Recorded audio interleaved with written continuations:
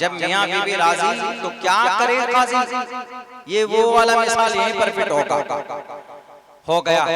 सब चले गए अपने अपने घर को और लड़के वाला अपना दामाद की खातिर तवाज़ो में लग गए। उधर लड़के वाले थाने में गए थे, एक थाने नहीं 2 थाने से पुलिस वाले को ले आए। उनमें से एक एक्स मिनिस्टर वो लड़के वालों की तरफ से पैरवी कर रहा, पकड़ो मौलाना चतुर्वेदी को, कहाँ है उसने निकाह पढ़ाया, सुना है आज आया है वो पहाड़ के नीचे, आज तो अंदर जाएगा। क्यों बिना मर्जी के निकाह कैसे किया, और बच्चे की उम्र इतनी नहीं है लड़के की, कैसे निकाह पढ़ा दिया उन्होंने, पकड़ो मौलाना को अंदर करो। तो हम लोग तो सब अपने घर आ गए, लेकिन पुलिस वाला बुलाया तो हम लोग पहुंचे वहां पे। हमने कहा क्या मामला है सर? उन्होंने कहा कि ये निकाह हुआ भी यहाँ पे, फला फला साहब के बेटे का आप लोगों ने किडनैप कर लिया। किसी ने किडनैप नहीं किया। हमने कहा बुला के लाओ जी लड़का किधर। लड़का के कहा कि सर किसी ने किडनैप नहीं किया, निकाह हम लोगों ने मर्जी से पढ़ा। फोन किया फिर ऊपर कि सर निकाह लड़का खुद अपनी मर्जी से पढ़ा। बोला लड़का लड़की छोड़ो तुम ये सिर्फ काजी को पकड़ो। उन सबको पता था कि काजी चतुर्वेदी साहब है, इन्हीं को पकड़ो। बोला क्या निकाह कौन पढ़ाया? तो 3-4 आदमियों ने कहा पुलिस वालों से, निकाह यहाँ किसी ने नहीं पढ़ाया, लड़का लड़की खुद पढ़ा। पुलिस वाला कहा कि ऐसे निकाह तो हमने देखा ही नहीं, कैसे हो गया? फिर फोन कर रहा है सर खुद से निकाह होगा। बेवकूफ, खुद से निकाह नहीं होता, काजी पढ़ाता। कहा नहीं यहाँ कह रहा खुद से पढ़ा निकाह। उसके बाद वो मंत्री जी को फोन कर रहा है, मंत्री जी यहाँ निकाह खुद ही हुआ, कोई पढ़ाया नहीं, काजी वाजी पकड़े किसको? कहा क्या रे वो काजीनामा ला। काजीनामा में देखा लड़के का नाम है निकाह पढ़ाने में, लड़की का नाम है निकाह पढ़ाने में। जब खुद से पढ़ा तो लिख दिया उस जगह पे नाम। अब उन लोगों में बहस छिड़ गई कि ऐसे निकाह हो ही नहीं सकता। वो लोग मुफ्ती साहब के पास फोन कर रहे हैं, अरे भैया ऐसा होता है, जो शरीयत का मसला है वो बताई गई, हाँ ऐसा होता है। कहा कैसे होता? कहा ऐसे जब मियां बीवी राजी तो क्या करे काजी, ये वही वाला। उसके बाद सब परेशान, मिनिस्टर परेशान, मंत्री परेशान, कह रहे ऐसा निकाह आज तक हमने नहीं देखा। बैरकैफ वो निकाह हुआ और वो निकाह एक्सेप्टेड हुआ और आज उनकी जिंदगी हंसी खुशी चल रही। तो इस्लाम में निकाह इतना आसान, काजी नहीं मिले, लड़का बालिग लड़की बालिगा है, नो प्रॉब्लम। अल्लाह के नबी अलैहिस्सलाम का निकाह अम्मा आयशा से 6 साल की उम्र में हुआ। हजरत अबू बकर सिद्दीक ने पढ़ाया कि एक दीनी महफिल सजाने की उन्होंने कोशिश की है, वरना आजकल शादी ब्याह में इतने खुराफात होते हैं कि जिसका अंदाजा और जिसका तज़किरा करना बहुत मुश्किल। आपके इस मुबारक फैसले का हम एहतराम करते हैं और अल्लाह से दुआ करते हैं कि अल्लाह तबारक व तआला आपकी इस नूरानी महफिल के फैसले के जरिए से उस बच्ची आपकी बेटी की जिंदगी के अंदर काफी सारी खैर लेकर आए। वरना आज इस पुरफितन दौर में आदमी कोशिश करता है कि ज्यादा पैसा खर्च करें और शादी का बहुत ज्यादा पूरी दुनिया के अंदर, पूरे गांव समाज के अंदर चर्चा हो, कह रहे उन्होंने इतने करोड़ रुपए खर्च किए। अभी मैं कुछ दिनों पहले पटना में था तो एक साहिब बता रहे थे कि मौलाना हमारे इसी शहर के अंदर एक आदमी 3 करोड़ रुपए खर्च करके अपनी बेटी की शादी की और फिर वो रिश्ता बहुत दिन तक चल भी नहीं पाया। 3 करोड़ रुपए खर्च करना शादी में मैं मुनासिब बिल्कुल नहीं समझता। उन्होंने कहा कि सिर्फ 55 लाख रुपए का स्टेज का डेकोरेशन था, जिसपे जो भी शादी का स्टेज और जो मंडप बनाया जाता, इसकी जरूरत ही नहीं थी। हमारे इस्लाम में इसकी इजाजत नहीं। मैं उम्मीद करता हूँ कि आप और तमाम उम्मत मुस्लिमा अपनी शादी में, अपनी बच्ची और बच्चे के ब्याह में इन सब चीज़ों का खास ख्याल रखें। आपने बहुत अच्छा किया, आपने एक दीनी महफिल मुनाकिद की है। यकीनन अल्लाह इसके ज़रिए से आपके घर के अंदर खैर व बरकत ज़रूर अता फरमाएगा और तमाम शर्र फसाद से आपके इस तकरीब की अल्लाह तबारक व तआला हिफाजत फरमाए।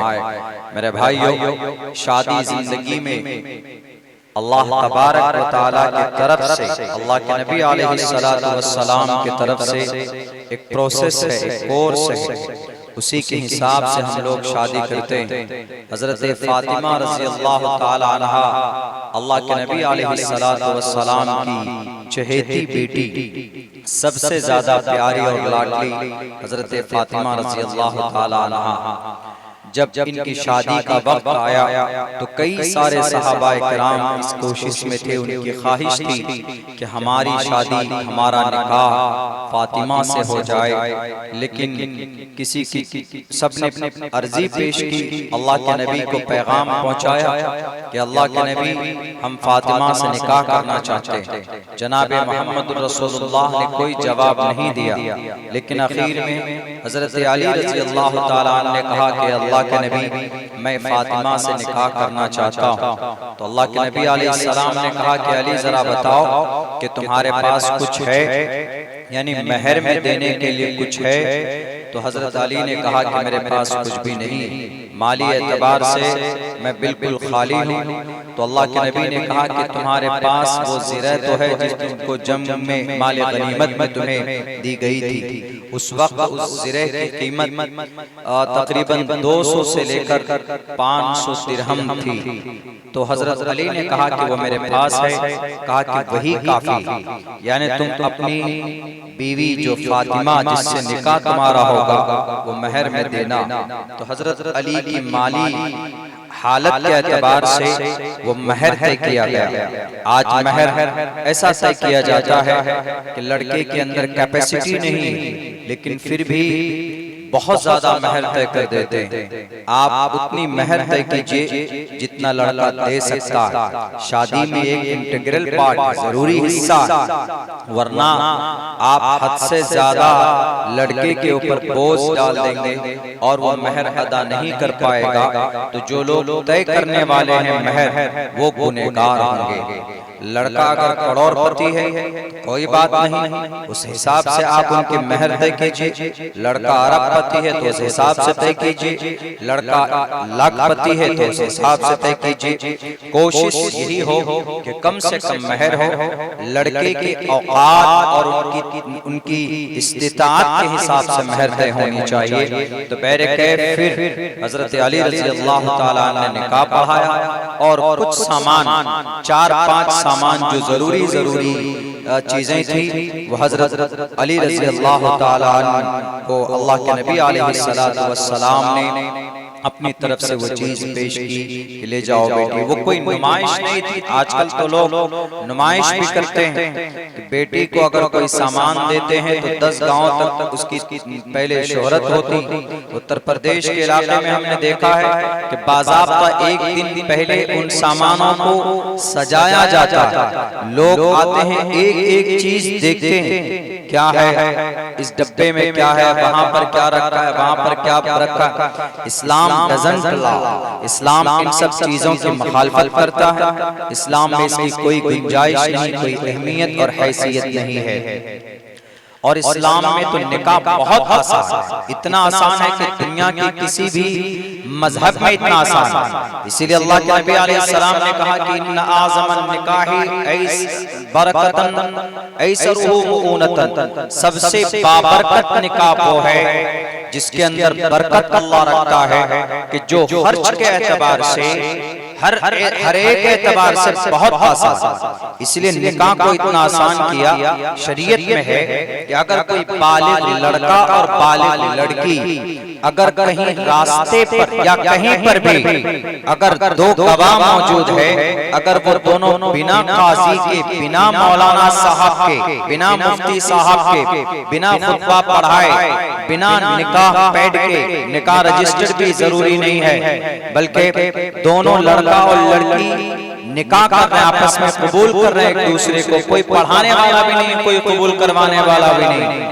लेकिन दो आदमी देख रहा है, अरे ये लोग तो ऐसा कर रहे हैं जैसे कि कोई निकाह पढ़ रहा, एक दूसरे को कबूल कर रहे हैं। लड़का कह रहा है कि हम तुम्हें कबूल करते हैं बीवी बनाकर, और लड़की भी कहती है कि आपको मैं शौहर के तौर पर कबूल करती हूँ, और उसमें दो आदमी गवाह है, देख रहा है उसके निकाह का कि हाँ ये दोनों निकाह पढ़ रहे हैं, तो निकाह हो जाता है, शादी वैलिड हो जाएगी। इस्लाम में ये चीज है, लेकिन आदाबे निकाह में से है प्रोसेस, निकाह पढ़, खुतबा पढ़ना, और उसके प्रोटोकॉल में से है कि उसके लिए बाज़ाब्ता रजिस्टर बनाया जाए, सारे निजाम ये सिस्टम है। लेकिन जो आसान है निकाह इस्लाम में, देखिए कितना आसान, आजकल तो इतना भारी कर दिया गया है कि लड़का, एक साहिब एक बच्ची हमारे यहाँ पढ़ती थी हमारे स्कूल, तकरीबन 10 जगह से रिश्ते आए उस बच्ची की, लेकिन रिश्ता उसका बाप इस लायक नहीं है कि वो अपनी बेटी के लिए उस मुतालबे को पूरा कर सके जो लड़के वालों की तरफ से आता। लड़के वालों की तरफ से यही कहा जाता है कि लड़की ठीक आपने पढ़ाया मैट्रिक इंटर तक, लेकिन मुझे गाड़ी चाहिए, डिमांड बाज़ाब्ता पहले मुझे 2.5 लाख रुपए चाहिए और मुझे 2.5 लाख रुपए की गाड़ी चाहिए। बताइए आजकल जवानों की यह हालत हो गई, 2.5 लाख कैश चाहिए, 2.5 लाख रुपए चाहिए। आजकल जो हमारी बच्चियां मुर्तद हो रही है बाप के नजरों के सामने, उसकी वजह यही है। अल्लाह के नबी ने कहा कि खैरुन निकाही ऐसरुहु, निकाह में सबसे बेहतर निकाह वो है जो बिल्कुल सिंपल और साधारण। आजकल इतना कठिन बना दिया गया है। आज ही मेरे ऑफिस में उसके चचा साहब आए, उन्होंने कहा कि मौलाना दुआ कीजिए उस बच्चे का कोई रिश्ता अच्छा अल्लाह कर दे। जो भी आता है यही डिमांड करता है कि गाड़ी भी चाहिए, 2.5 लाख रुपए का मतलब इनफील्ड गाड़ी बुलेट चाहिए, और फिर 2.5 लाख रुपए भी चाहिए लड़के के लिए। क्या लड़का दुकान करेगा? अभी तक क्या कर रहा था? भंग पी रहा था। जिंदगी में बैठकर क्या कर रहा था कि मेरी बीवी का जो बा आएगा, मेरी जिससे शादी होगी, मैं उसके बाप से कहूंगा। अभी तक सिर्फ कोरेक्स और नशे में धुत था, अब फिर गाड़ी के लिए 2.5 लाख रुपए की गाड़ी ससुर इंतजाम करके देगा, बेचारा लोन उठाएगा, कर्ज उठाएगा, बेटी की शादी करनी मजबूरन बाप करता। उसके बाद फिर बैठकर वो टुन होकर किसी की गाड़ी में चढ़ जाएगा। मेरी गाड़ी में की स्क्रैच लगी हुई, इसको 1 महीना भी नहीं हुआ इस गाड़ी को, आज ही लगा के जलसे में कहा सुपौल। वो तो मैं थोड़ा तेज था, मेरी निगाह रहती बिल्कुल सामने, मैंने जैसे स्टीयरिंग मारा तो बच गया, नहीं तो मेरे गाड़ी के ऊपर चढ़ जाता। मैं समझ गया कि ये दूल्हे राजा ये ससुर ने दिया होगा इसको। पूरे 70, 80, 90 की स्पीड में बारिश हो रही है, ऐसे आ रहा बाबूजी जैसे कि एकदम बिल्कुल हाईवे। 10 कदम पहले मैं अगर स्टीयरिंग नहीं मोड़ा, गाड़ी नहीं मोड़ी होती मेरी, तो वो चढ़ जाता, मेरे कुछ भी हो सकता था। 1.5 हफ्ता पहले अभी हमने देखा रांची में, मेरी नजरों के सामने में उसके बाइक के 2 टुकड़े हुए और वो इस दुनिया से मालिक के हकीकी से जा मिला अल्लाह से, मेरी नजरों के सामने 2 सेकंड के अंदर। इसी महीने की 3 या 4 तारीख को गालिबन हम जा रहे थे रांची से प्रोग्राम में लोहरदगा के तरफ, 7:30 बजे शाम का टाइम था, कोई बहुत ज्यादा नहीं, मगरिब के आधे घंटे की बात, 1 घंटे की बात की बात।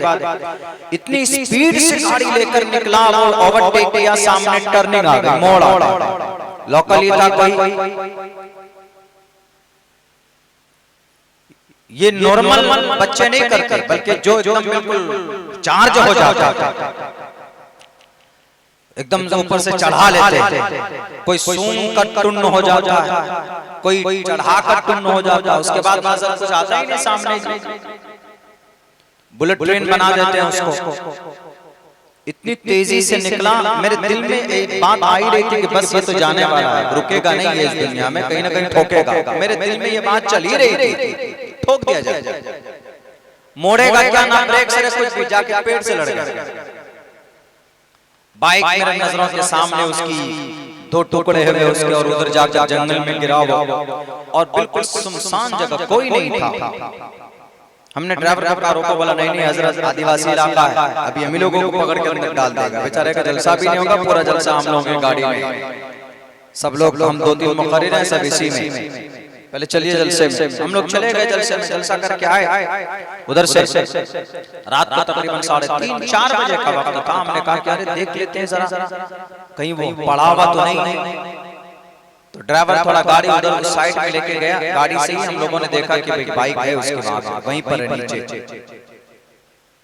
हम लोग समझ गए कि वो बेहोश है या तो मर गया है। हमने फौरन 112 को कॉल किया उस वक्त में, तो उन्होंने कहा कि आप लोग अभी वहाँ क्या कर रहे हैं? हमने कहा कि सर हम लोग जलसे से आ रहे हैं, वहाँ थोड़ा बहाना करना पड़ा, थोड़ा झूठ बोलना पड़ा वहाँ पे। हमने कहा कि हम लोग जलसे से आ रहे हैं, ड्राइवर को जरूरत थी पेशाब करने के लिए, रुका हुआ, तो उसने देखा कि वहाँ पर बाइक पड़ी हुई, तो जब बाइक है तो आदमी भी होगा, तो हमने यही अंदाजा लगा, इसलिए हमने ज्यादा देखा नहीं है, आपको लोकेशन भेज दे रहे हैं, आप जाकर आप लोकल 112 को भेजिए, पीसीआर को भेजिए।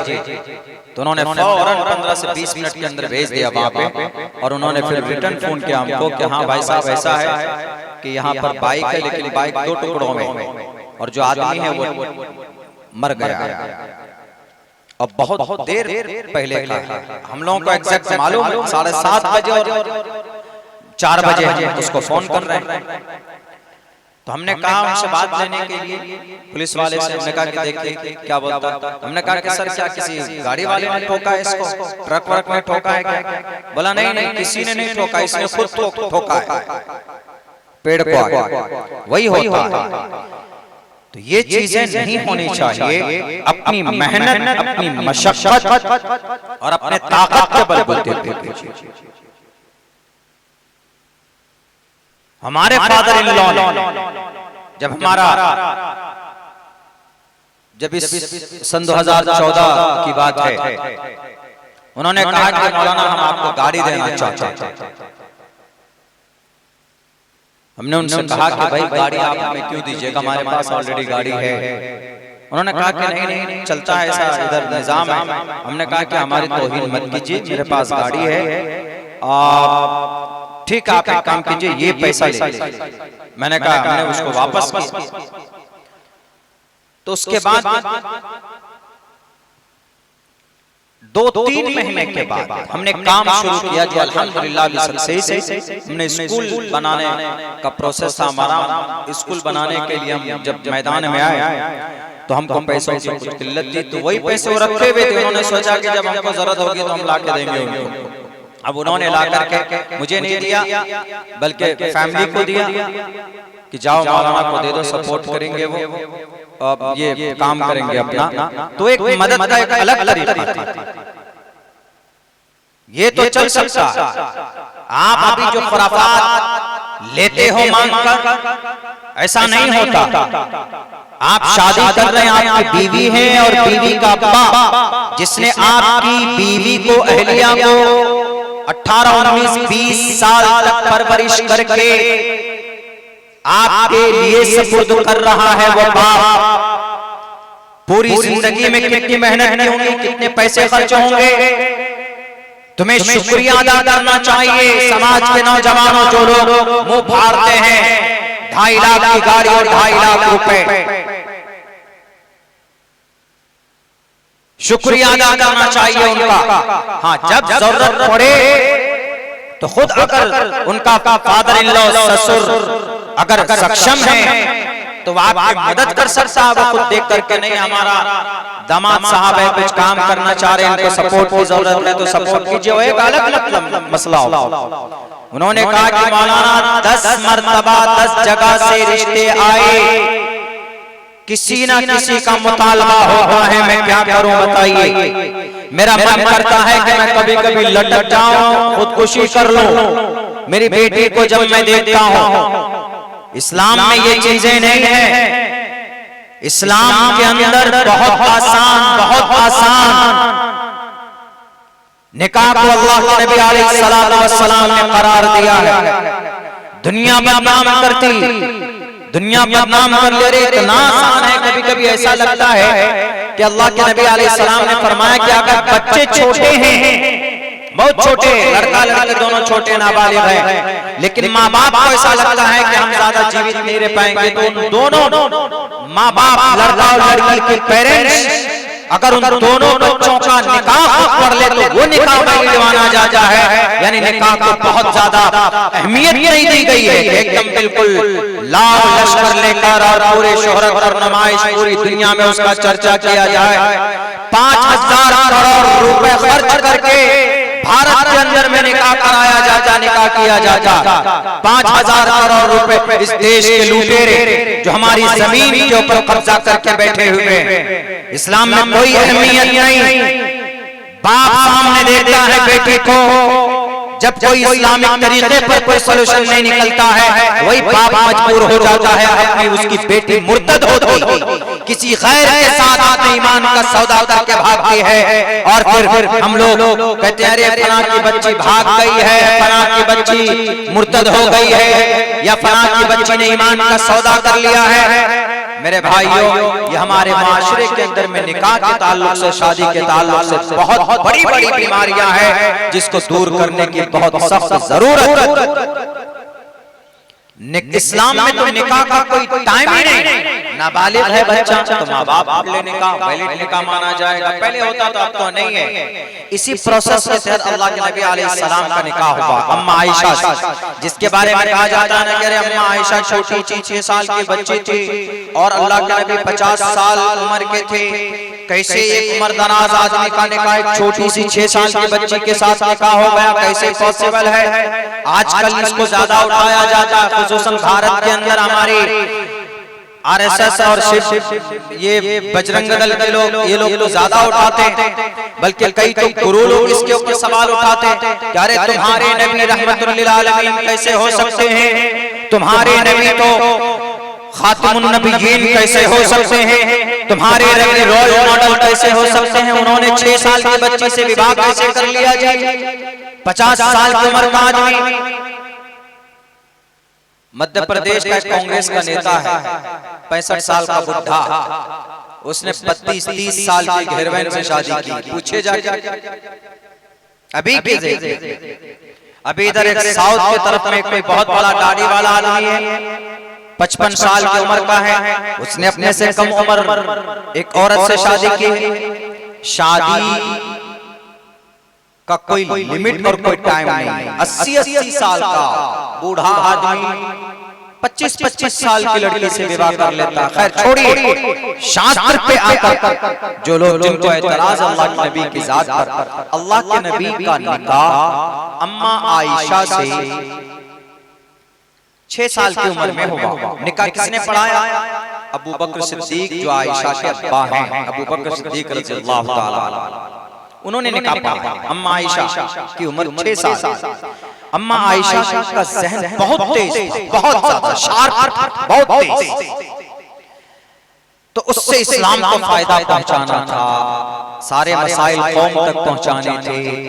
यही वजह है कि अल्लाह के नबी अलैहिस्सलाम की 2200 हदीसें अम्मा आयशा ने रिवायत की। अबू हुरैरा के बाद सबसे ज्यादा अम्मा आयशा ने रिवायत की। इस वजह से अल्लाह के नबी ने अम्मा आयशा से निकाह किया। लेकिन छोटी उम्र में क्यों किया? निकाह छोटी उम्र में इस्लाम में कर सकते हैं, प्रोसेस है इस्लाम का। भारत का संविधान में नहीं है लड़की की उम्र कम से कम 18 साल हो, लड़के की उम्र कम से कम 21 साल। अब जो नया कानून बना भारत का संविधान में, लेकिन इस्लाम में ऐसा है कि लड़की लड़का बालिग होने से पहले अगर उनका निकाह उनके पेरेंट्स पढ़ दे तो निकाह माना जाएगा। लेकिन बालिग होने के बाद लड़की लड़का खुद से निकाह पढ़ ले, 2 गवाह है, मुसलमान देख रहा है, कह रहे ये लोग क्या कर रहे हैं, चाय की दुकान के सामने से ये दोनों निकाह पढ़ रहे हैं, बिल्कुल कबिल तो हो रहा है। लड़का लड़की दोनों बालिग हैं तो इस्लाम कहता है कि इस्लाम निकाह एक्सेप्टेड, निकाह माना जाएगा। इसीलिए बोलते हैं इस्लाम में है ना, एक वो चीज बोली जाती है, वो इस्लाम में क्या हम लोग बोलते हैं ना कि जब मियाँ बीबी राजी तो क्या करे काजी, वो इसीलिए अभी एक जगह हुआ था तकरीबन 2 साल पहले की बात है, 1.5 या 2 साल पहले, लड़का भी बालिग लड़की भी बालिग, दोनों बालिग थे। तो वो दोनों का अपना कभी से कोई राब्ता होगा, दोनों बच्चों का, दोनों भाग दोनों को पकड़ कर पंचायती में। अब लड़का वाला एकदम बिल्कुल नहीं, मैं होने नहीं दूंगा निकाह, शादी नहीं होगी। फैसला ये हुआ कि जब दोनों का ऐसा बनना है, दोनों ने पूरी शोहरत हो गई है, तो अब निकाह पढ़ा दीजिए, दोनों मोमिन हैं। चलिए भाई, बात हुई। उनमें से एक की उम्र कम थी, शायद लड़के की उम्र कम थी या किसी की कम थी, थोड़ी सी कम लड़के वाले कह रहे थे, लेकिन ऐसा था नहीं, लड़का लड़की दोनों वाले हमने देख लिया। तो हमको बुलाया, मौलाना ये मामले का हल कीजिए। पंचायती होती, पंचायती हो रही थी। अब सबका यही फैसला हुआ कि लड़के का निकाह लड़की से पढ़ा दिया जाए। लड़के से पूछा गया, लड़का बोला मैं तैयार हूं। बोला देखिए ना, मैं आज नहा धो के भागा इसलिए था कि मैं निकाह पढ़ने जा रहा था, मुझे बीच से पकड़ कर लिया है, ऑटो से उठा करके लो, मैं तैयार हूं। लड़की से पूछा गया तुम तैयार हो? हाँ हम भी तैयार हैं। अब लो बुलाओ जी काजी साहब को। लड़का वाला चला गया केस करने, मैं बैठा हुआ, पूरी बड़ी बस्ती, पूरी बस्ती के लोग वहां पर तकरीबन 500 लोग हो गए वहां बैठे हुए। क्या किया जाए? काजी साहब को बुलाओ जी। काजी साहब आए। काजी साहब ने देखा कि पंचायती हो रही है और इस पंचायती में निकाह पढ़ाना है, और लड़का वाला चला गया थाने में। काजी साहब अपना रजिस्टर बंद करके इस्तिंजा के बहाने से भाग, नहीं पढ़ाऊंगा, कल आकर पुलिस वाले हमको लेके जाएंगे। दूसरे मोहल्ले से काजी साहब को बुलाया, उन्होंने भी कहा क्या मामला, कैसा मामला? नहीं पढ़ाऊंगा हजरत, माफी चाहता हूं। चले गए। सबने कहा कि मौलाना आप भी तो पढ़ा सकते हैं। मैंने कहा कि जो डर उनको वही मुझे भी। तो बोला कोई मामले का हल? हमने कहा बहुत आसान हल है, लड़का लड़की को बुलाइए, दोनों से हमने उम्र पूछी, डेट ऑफ बर्थ उनका पूछा, तो हमने जोड़ा देखा बिल्कुल बालिग है, इस्लामिक एतबार से भी संविधान के एतबार से दोनों बालिग। हमने कहा कि काजी नामा लाइए। काजी नामा लड़का था पढ़ा, खुद से भरा। हमने कहा भरो, तुमको बोला जा रहा। गवाह कितना डाला? 500 लोग गवाह में थे, उनमें से 30-35 लोगों का नाम भर दिया गया पूरे पंचायती में से। भला कि ये कबूल कौन करवाएगा, खुतबा कौन पढ़ेगा? हमने कहा कोई खुतबा नहीं पढ़ा जाएगा, आज बिना खुतबे का होगा, और ये लड़का और ये लड़की दोनों खुद पढ़ेंगे। बोला ऐसे कैसे निकाह हो जाएगा? हमने कहा होगा। वहां जितने भी लोग बैठे थे, कोई उधर से फतवा देना नहीं होगा। हमने मुफ्ती साहब थे हमारे जो उस इलाके के, हमने मुफ्ती साहब को लगाया। हमने कहा कि हजरत पूरी बस्ती के लोग जमा हैं, लड़का भी बालिग लड़की भी बालिग, और दोनों आपस में अभी कबिल तो कर ले तो महर भी तय कर दी गई है। बोला निकाह हो जाएगा। हमने कहा खुतबा पढ़ना जरूरी है? बोला नहीं, कुछ भी जरूरी नहीं, ना खुतबा कुछ भी नहीं, लड़का लड़की है, गवाह है, हो जाए। हमने कहा सुन लिया आप लोगों ने? बोला हाँ। सरपंच साहब भी वही थे। हमने कहा कि पढ़ो जी तुम लोग आपस में निकाह। बोला कैसे पढ़ा? हमने कहा कबूल करो एक दूसरे को। क्या से तुम मेरी बीवी हो, मैं तुमको इतना महर देता हूँ, और लड़की भी कहेगी कि तुम भी कहो कि आज से आप मेरे शौहर हैं। तुम लोग भागे तो रहे थे ना, जोर जबरदस्ती कोई नहीं कर रहा। बोला नहीं कोई, हम लोग बोल रहे हैं अपनी खुशी से बोल दिया। हमने कहा कि निकाह सफल हो। सिग्नेचर कौन करेगा?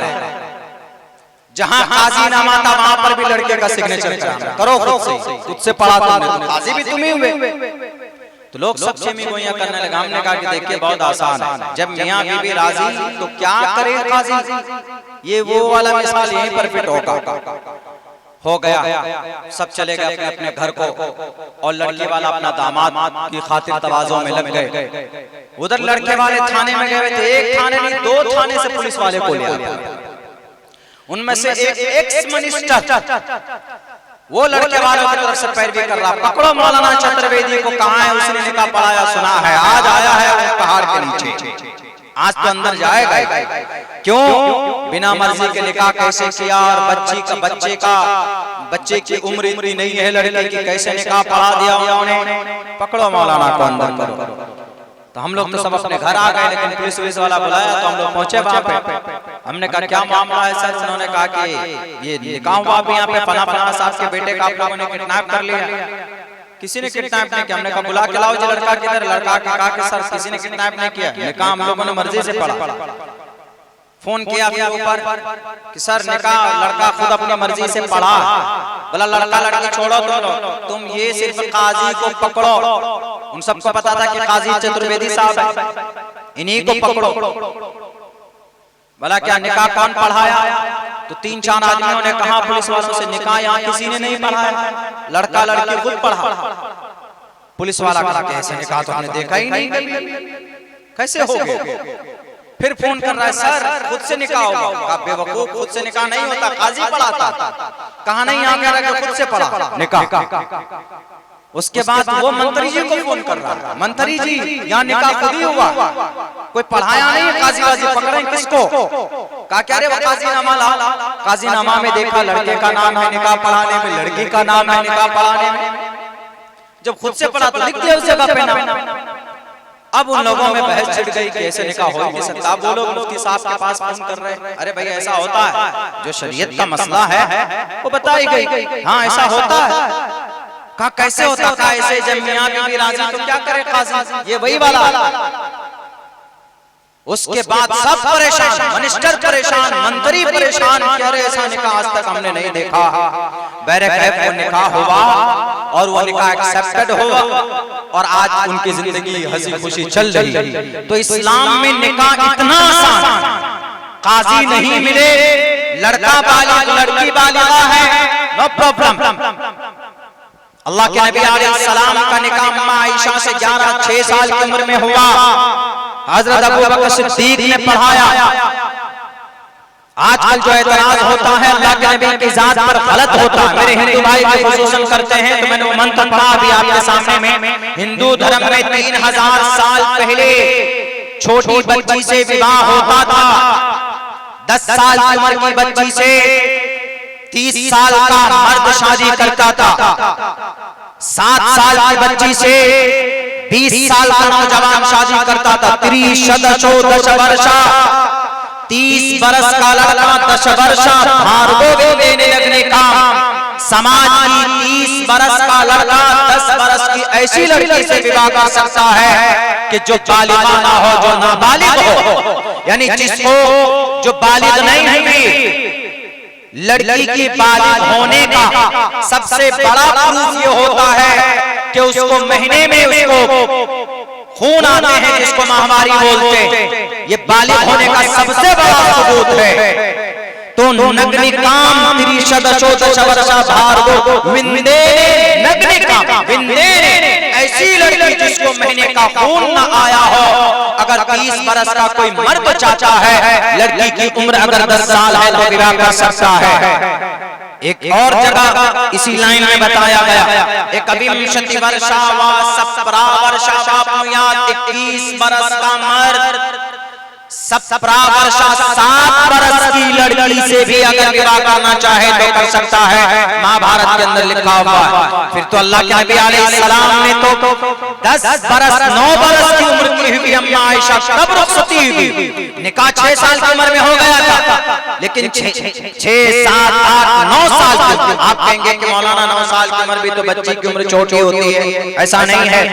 अब से 1450 साल पहले अरब की धरती पर और भी ज्यादा गर्मी होती थी और गर्म इलाके में बच्चे की उम्र कम होती है, लेकिन दिखने में वो बच्चा बड़ा लगता है, बालिग महसूस होता है। तो अम्मा आयशा सिद्दीक़ा रज़ियल्लाहु ताला अन्हा 9 साल की उम्र में हाइट में ऐसी दिख रही थी जैसे कि ये बालिगा हो गई हो। इसीलिए अबू बकर सिद्दीक ने कहा कि अल्लाह के नबी आपकी अहलिया आयशा जिससे 6 साल की उम्र में निकाह पढ़ाया गया है वो बालिगा हो चुकी है, अब आप उनको लेकर आइए बीवी बनाकर। तो इसीलिए कोई एतराज नहीं रह जाएगा। इस्लाम कभी भी किसी भी इंसान की शादी नुकसान नहीं चाहता, चाहे वो मर्द हो कि औरत हो, चाहे वो हिंदू हो कि मुसलमान हो। आज पूरी दुनिया बोलती है कि जितने भी मुस्लिम ममालिक है, मुस्लिम कंट्री है, उनके अंदर तशद्दुद है, उनके अंदर औरत का हकूक नहीं दिया जाता है, उनके अंदर इंसानों की कोई कीमत नहीं।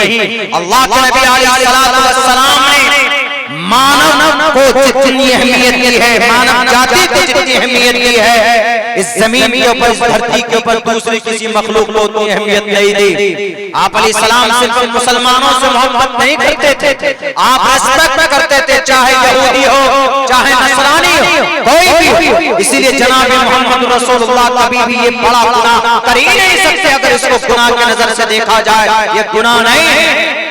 जैसे बोलते हैं ना, कुर्बानी हम लोग देते हैं, मेंढा या भेड़, ये दो जानवर है जो बकरी की ही कबील से, खस्सी के कबील से है। अगर गाय बैल भैंस है तो कम से कम उनकी उम्र हम लोग देखते हैं 2 साल हो जब कुर्बानी देते हैं, या ऊंट है तो 5 साल की उम्र होनी चाहिए, खस्सी है तो कम से कम 1 साल, ज्यादा भी उम्र हो चले, कम से कम 1 साल।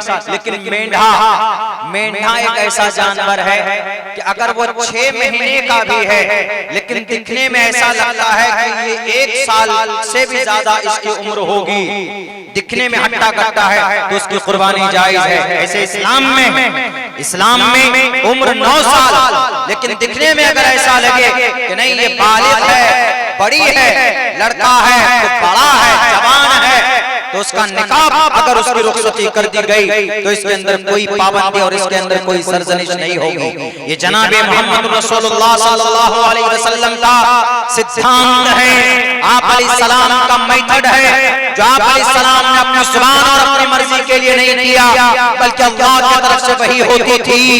वमा यंतिकु अनिल हवा इन हुवा इल्ला वह्युन युहा।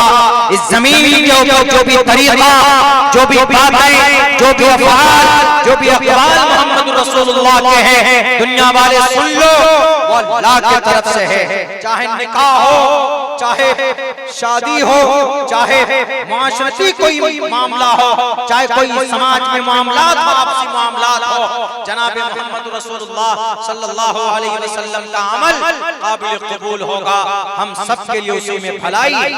इसीलिए कि आप अलैहिस्सलातु वस्सलाम जालिम बनाकर नहीं भेजे गए थे। एक मर्तबा एक यहूदी का जनाजा जा रहा, आप अलैहिस्सलाम उठकर खड़े हो गए। सहाबा ने कहा कि अल्लाह के नबी, ये तो आपके लिए साजिशें रचते हैं, आप इनकी अदब में एहतराम में खड़े हो गए। तो आप अलैहिस्सलाम ने कहा कि ये तो बात की बात है कि यहूदी है कि क्या, उससे पहले ये एक इंसान और इंसानियत के नाते मैं इनकी रिस्पेक्ट, मैं इनकी इज्जत करता हूँ, मैं इनका सम्मान करता हूँ। मेरे भाइयों, वक्त भी काफी हो चुका है, 3 बजे तक का प्रोग्राम मेरे नजरिए से मुनासिब नहीं रहता। उसकी वजह यह है कि अभी 3 बजे हैं, अभी प्रोग्राम का इख्तिताम होगा, आप लोग जाके सोएंगे, नमाज आए, कल क़यामत में अल्लाह डंडा लेके ऐसे पीटेगा, नमाज क्यों छोड़ी थी, नमाज फर्ज था, जलसा सुन्नत मुस्तहब्बात इनको जलसा जरूरी नहीं था। हाँ, जलसा कीजिए। मेरा जहाँ तक मेरा मशवरा है, मेरी राय है, मैं पिछले 8 से 9 साल का तजुर्बा आपको पेश करता हूँ। 1 बजे तक रखे, बस 1 बजे से आगे जलसा मत कीजिए। क्यों? उनमें से बहुत से लोग ऐसे होते हैं 1 बजे के बाद नींद बर्दाश्त नहीं होती, हम लोगों को खुद की नहीं होती, तो इसीलिए इस्लाम में पूरी रात जागना मुनासिब नहीं है। पूरी रात जाग भी नहीं सकते, क्योंकि अल्लाह ने नींद को आराम की चीज बनाया है। वजालना नौमकुम सुबाता, आराम बाइस सुकून। आप परेशानी में आप सो जाइए, आपकी परेशानी को हल्की करने वाली चीज। वजालना नौमकुम सुबाता वजालना लैला लिबासा वजालना नहारा माशा। ये तरतीब है, ये पूरा निजाम सिस्टम। इसीलिए नींद से कोई नहीं जीत सकता। नींद आदमी को जब आ जाए तो उसके बाद कहीं से कहीं पहुंच जाता। एक्सीडेंट जो इतने होते हैं सड़कों पे, हमारा तो एक मरतबा हो चुका है, नींद ही की वजह से गाड़ी 15 फीट ऊपर से जाकर सड़क के नीचे गिर गई, तो जाके खाई में गिरी, अल्लाह ने बचाया। खैर, नींद ही की वजह से सिर्फ 2 से 3 सेकंड के अंदर ड्राइवर की आंख बंदे हुए, उसके बाद गाड़ी नीचे, हम तो पीछे थे, अल्लाह ने इबादत की, बच गए। लेकिन ये बस मेरा यही मानना है कि पिछले 8-9 साल के अंदर में मैंने यही एनालाइज किया है कि भाई ज्यादा से ज्यादा 1 बजे तक, नहीं तो 12 बजे तक, 8 बजे शुरू कीजिए, ईशा के फौरन बाद 3-4 घंटे प्रोग्राम चलेगा जी, 1 बजे तक इफ्तिताम। ये हमारे बिहार और बंगाल में है, जो भी इसके अंदर सुधार की जरूरत है, वरना अक्सर जगहों पे उत्तर प्रदेश चले जाएं आप 12 से 1 तक, और महाराष्ट्र वगैरह चले जाएं आप, उड़ीसा चले जाएं आप, गुजरात की तरफ चले जाएं आप, हिमाचल प्रदेश की तरफ चले जाएं, उत्तराखंड चले जाएं, इन सब जगहों में गया हूं मैं। 10 साढ़े 10 काफी, ईशा की नमाज पढ़कर फौरन प्रोग्राम शुरू किया। 2 से 3 मुकर्रिर अपनी बातें कह के पूरी करते। पहले बात तो हमारे मुकर्रिर होते नहीं, और ताजा दम होकर सुनते हैं लोग, ताजा दम होकर। इसीलिए मेरी एक राय है, आपकी जब भी इस तरह का प्रोग्राम सेट करें तो उसकी एक टाइमिंग सेट कर लीजिए, तो इंशाल्लाह ज्यादा बेहतर होगा हमारे लिए भी, आपके लिए भी। इसको मैनेज करना भी ज्यादा आसान होगा, ताकि कल रात अभी आप सोएंगे तो नींद पूरी नहीं होगी, कल फिर आप फंक्शन में कैसे काम करेंगे। बहरकैफ अल्लाह से दुआ करता हूँ कि अल्लाह तबारक व तआला हम तमाम मुसलमानों को शादी जैसे मुबारक अमल को आसान करने की तौफीक दे, और आपके इस महफिल को, आपके इस फंक्शन के लिए बाइस रहमत बनाए। आपने अच्छा फैसला किया, आपकी पूरी टीम को मुबारकबाद देता हूँ, और आपकी हिम्मत को अल्लाह तबारक व तआला की तरफ से और मजीद तक़वियत मिले, मैं यही दुआ करता हूँ। और तमाम मुसलमानों को शादी ब्याह जैसे मुबारक अमल को खुराफात और लग़वियात से हिफाजत फरमाए। बहुत बहुत शुक्रिया, जज़ाकल्लाह। अस्सलामु अलैकुम व रहमतुल्लाहि व बरकातहू। माशाअल्लाह। अब हज़रत मौलाना निहालुद्दीन साहब साबिक़ इमाम खतीब मरकज़ी जामा मस्जिद सितानाबाद, हज़रत वाला से यही दरख्वास्त करूँगा कि आप तशरीफ़ लाएँ और दुआ फरमा करके इस जलसे का इख्तिताम फरमाएँ। हज़रत मौलाना निहालुद्दीन साहब।